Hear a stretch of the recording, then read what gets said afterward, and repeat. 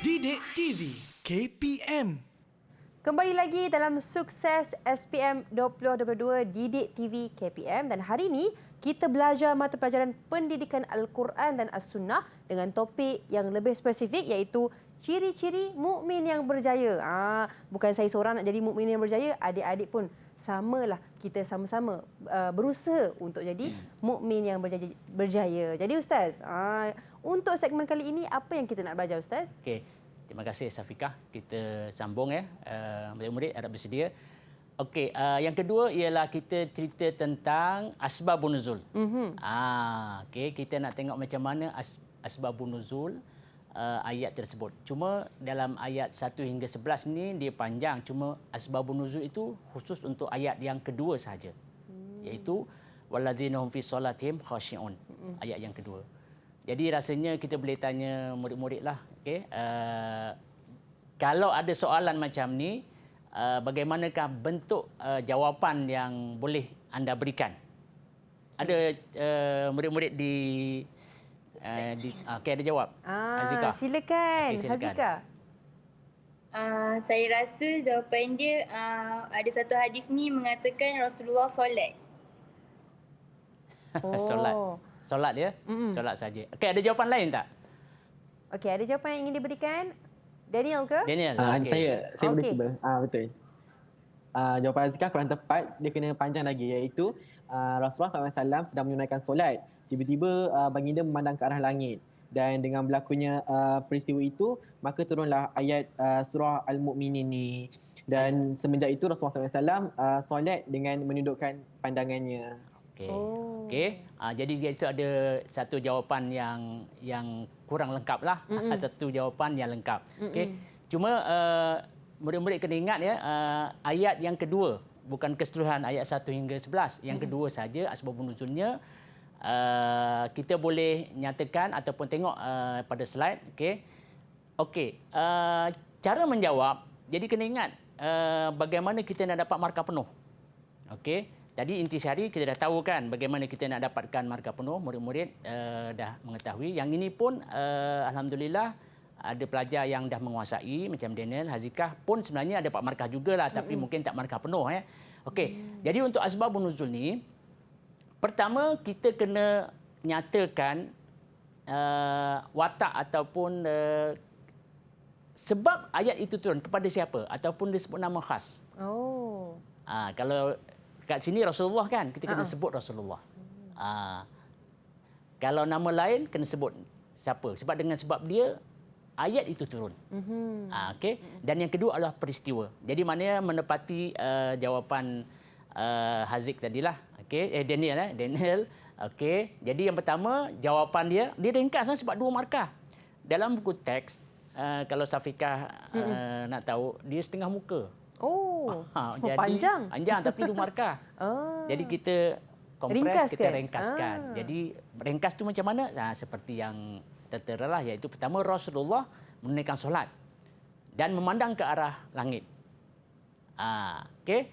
Maka turunlah ayat di atas iaitu ayat yang kedua, wallazina hum fi solatihim khashi'un, sebagai petunjuk dalam menunaikan solat yang sepatutnya lah, yang khusyuk. Semenjak itu Rasulullah solat dengan menundukkan kepalanya. Maknanya bila menunduk ni Syafiqah ya, itu macam satu pandangan bahawa orang tu khusyuk lah. Kan? Macam mana khusyuk ni? Dari segi gambaran dia mesti menundukkan pandangan. Dia fokus. Itu isinya menundukkan pandangan.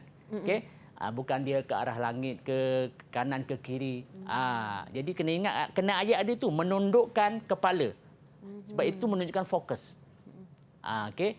Jadi itulah jawapan ya, seperti yang Daniel sebut tadi. Okey. Dan seterusnya kita tengok nak tengok tadi kita dah belajar apa itu asbabun nuzul. Intisari. Sebelum tu intisari kan. Jadi sekarang ni kita nak minta pelajar senaraikan. Tapi sebelum senaraikan 4 tu, boleh tak murid-murid lukis ke apa ke, okey? Maknanya satu gambaran yang disebut sebagai mukmin yang berjaya tadi. Boleh tak? Boleh tak? kita Cuba boleh, Daddy? Ustaz bagi masa dalam 1 minit. Okey, jom, boleh? Ustaz bagi masa, Okey, jom. 1 minit. Jadi Lukis sementara 1 minit atau kurang. Cepat lukis. Okey. Jangan tulis lukis orang lidi pula ya. Jadi maknanya sementara kita tunggu ya. Ni Syafiqah kita kalau dah ni tadi bagi tahu Ustaz ya. Maknanya dalam hal ini ada satu lagi tips yang boleh pelajar-pelajar mungkin boleh ingat. Okay? Dalam PQS ni markah yang terbanyak dia itu 4. Oh. 4. Dan kebat 6. Jadi maknanya mana-mana fakta cara mudah boleh ingat 4 fakta lah. Okey, kita ada dah lukisan. Tengok lukisan orang tu. Okey. Nasib baik bukan lukisan lidi. Wah, cantiknya. Okey. Boleh ikut Syafiqah ulas Daniel punya lukisan ni apa nak kata? Kalau untuk Daniel punya lukisan, dia adalah seperti pasangan suami isteri. Maksudnya dia menjaga maruah untuk pasangan dia. Ya, betul. Maknanya dia menjaga maruah dengan cara menepati ataupun menyempurnakan naluri. Naluri kehidupan. Ingin menyayangi dan ingin disayangi dengan cara berkahwin. Okey. Hazikah? Apa pula Hazikah? Hazikah tu siapa Hazikah? Nak saya cakap ke Hazikah cakap? Hazikah. Hazikah, silakan Hazikah. Hazikah boleh ini apa ni Hazikah ni? Ini gambar apa ni? Khusyuk. Solat dalam khusyuk. Masya-Allah. Tengok mata dia ke bawah. Nasib baik kalau mata orang berkahwin tadi terbuka kan. Mata dia ke bawah. Maknanya dia betul-betul khusyuk lah. Okey. Akilah, Alia. Okey, Alia. Digelak tadi Alia. Okey, Alia, apa yang awak nak paparkan tu dari lukisan awak Alia? Poin saya menjauhi perkara yang sia-sia. Apa yang saya lukis ni baca Al-Quran. Membaca? Oh, okey. Baca Al-Quran. Tidak melakukan perkara yang sia-sia. Kalau kat sini membaca Al-Quran, mungkin pergi masjid. Okey, betul. Bagus. Bagus. Okey. Dan Nurin. Gambar apa tu Nurin? Tu nampak RM tu? Orang bayar zakat. Bayar zakat. Okey. Ataupun dibersedekah. Okey.